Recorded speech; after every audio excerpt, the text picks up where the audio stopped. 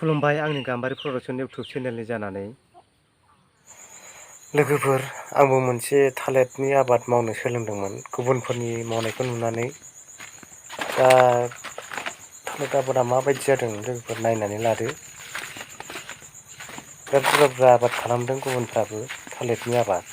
दा जोंनि एरियायाव दा थालिरनि आबाद गोबां खालामनाय जायो आरो दा बेखौ गुबुननि मावनायखौ नुनानै आंबो दा सोलोंदों माबायदि जायो नायनोसै लोगोफोर। आं 2019निफ्राय सोलोंदों थांनाय बोसोरनिफ्रायनो एबार नैबे गोदान गायनाय बे दा देरहांगासिनो दासो आरो नायदो बेखौ आं जोबथारजासिम खुराखै मथा मथि ससेनिफ्रायल' खेबदों आङो।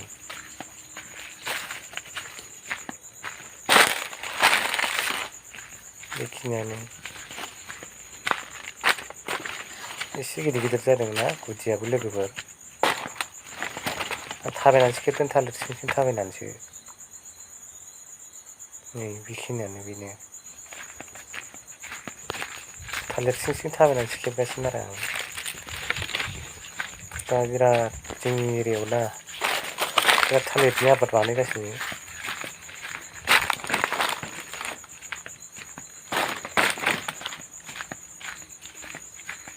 मोजां नुयोना लोगोफोर।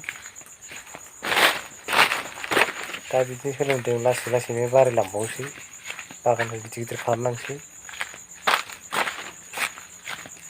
थाखा खरसा जायो नालाय बेखायनो बांद्राय आबादखौ बांद्रायखौ बुरजा बुरजाबो खालामनो हाया जानानै दं।